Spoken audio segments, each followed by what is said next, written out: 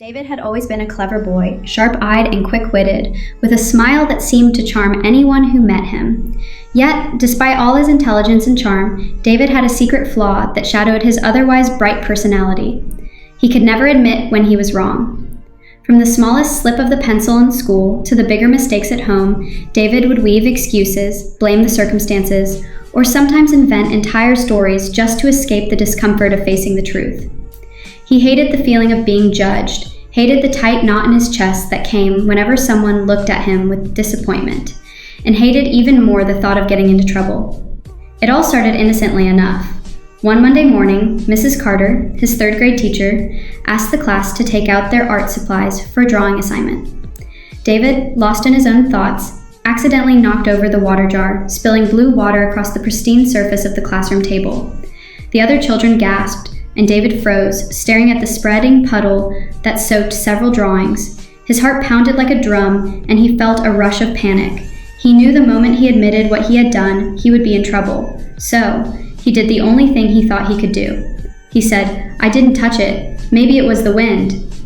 Mrs. Carter frowned, puzzled, but accepted his explanation at the time, though her eyes lingered on him with an unspoken suspicion. David felt a wave of relief and secretly congratulated himself for dodging the blame. That relief, however, was fleeting. Over the next few hours, David felt a growing unease, a gnawing sensation in the pit of his stomach that no excuse or lie could fully soothe.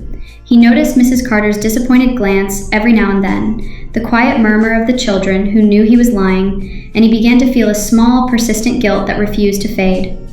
As the weeks passed, this pattern continued. David was never cruel or malicious, he was simply afraid of the discomfort that truth brought.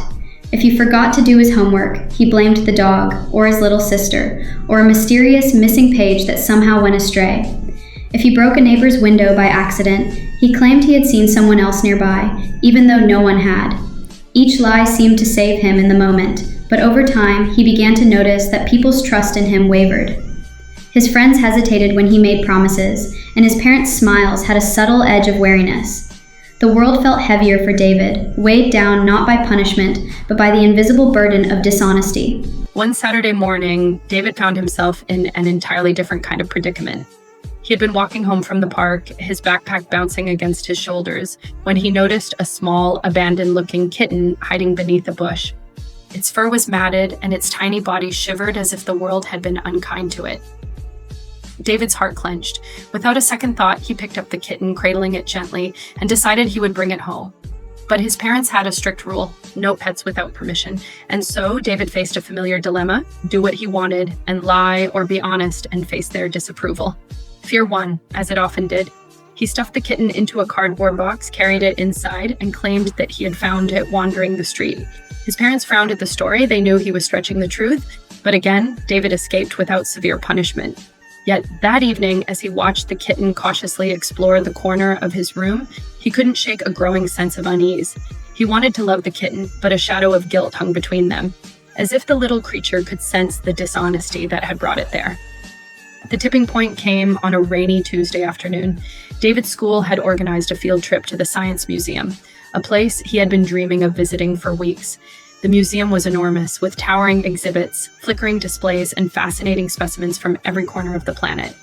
David was ecstatic, rushing from room to room, absorbing every detail with wide eyes, but in his excitement, he accidentally knocked over a delicate model of the solar system, a rotating display of planets held in place by thin, fragile rods.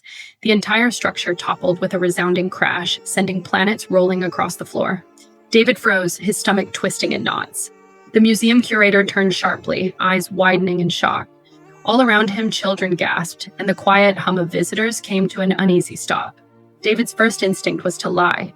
He wanted to claim it had been unstable, that perhaps the table had been wobbly, that gravity had betrayed him. His mouth opened, words stuttering into existence. But before the lie could fully form, he saw something unexpected. A small, gentle smile on the curator's face, and the eyes of the children looking at him. Not with blame, but with curiosity. Something in David's chest shifted. He realized in that moment that the truth was not as terrifying as he had always imagined. His heart still pounded, but there was also a strange, unfamiliar clarity. He took a deep breath, letting the words tumble out. "I'm sorry, I knocked it over." It was my fault." The museum went silent for a heartbeat, and then the curator's expression softened. "Thank you for telling me the truth," he said quietly. "Accidents happen. What matters is honesty." Relief washed over David in a way he had never experienced before. It was as if a weight had been lifted from his shoulders, replaced by a warmth that came from doing the right thing. When he returned home that evening, David found himself reflecting on everything that had happened in his life. Every excuse, every lie, every attempt to escape blame.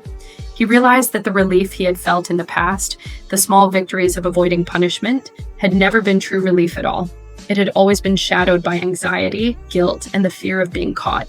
And now, for the first time, he understood that owning up to his actions, no matter how frightening, brought a freedom that no lie could ever provide.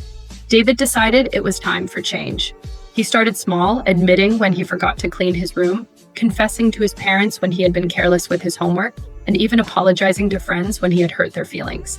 Each time he spoke the truth, he felt lighter, and the trust between him and those around him began to grow in ways he had never experienced before. People started listening to him more, believing him more, and even offering guidance and support instead of reprimand. It was as if the world had become clearer, brighter, and more forgiving because he had chosen honesty over fear.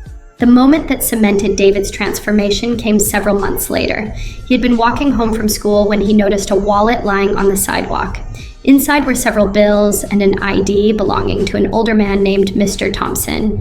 David's initial impulse was to pocket the money and pretend he had never seen the wallet, an easy lie that could provide a small thrill. But remembering the lesson of the museum, he felt a pang of conscience. Without hesitation, he ran to Mr. Thompson's house, returning the wallet with an apology for finding it on the street. Mr. Thompson's eyes welled with tears of gratitude. "You could have kept this, you know," he said gently, "but you did the right thing. That says more about you than anything else ever could." That day, David walked home with a swelling pride he had never known. The feeling was not about reward or recognition, but about integrity. The truth had given him a sense of purpose, a quiet power, and a deep satisfaction that no lie could rival. David's journey was not without challenges. There were still moments when fear whispered in his ear, tempting him to hide mistakes or fabricate excuses. There were times when admitting the truth brought criticism, disappointment, and consequences, but he faced them with courage, understanding that the discomfort of honesty was temporary, whereas the weight of dishonesty was enduring. And with each choice to be truthful, David felt himself growing, becoming not just clever but wise, not just charming but trustworthy, not just cautious but brave. Over time, David's reputation changed. Teachers praised his honesty, friends confided in him, and his parents trusted him in ways they had never before. But more importantly, David's internal world transformed.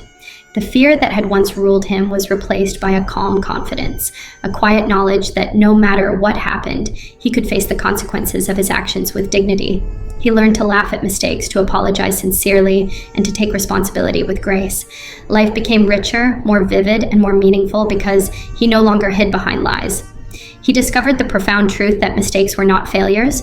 They were opportunities to grow, to connect, and to become a better person.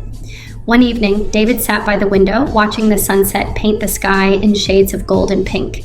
The small kitten he had rescued months earlier curled up beside him, purring contentedly. He thought about all the times he had been afraid to admit his mistakes, all the lies that had once felt like protection, but were really prisons.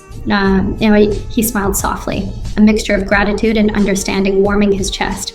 The journey had been difficult, but it had brought him to a place of clarity, honesty, and self-respect. David knew, without a shadow of doubt, that he would never go back to hiding behind excuses. Life was too beautiful, too fragile, and too meaningful to spend it shrouded in fear. From that day forward, David embraced the truth in every action, every word, and every choice. And in doing so, he discovered the remarkable freedom that comes from living honestly. And so, David grew not just into a clever boy, but into a wise and compassionate young man, admired not for his charm or wit alone, but for his courage to face the truth. He learned that honesty was not simply a moral lesson to be memorized or a rule to be followed, but a way of life that shaped character, built trust, and allowed the soul to breathe freely. Every time he told the truth, no matter how difficult or uncomfortable, he felt a quiet joy, a sense of balance, and an unwavering peace that only truth could provide. And in that, David found the true measure of courage, integrity, and the profound beauty of owning one's actions without fear.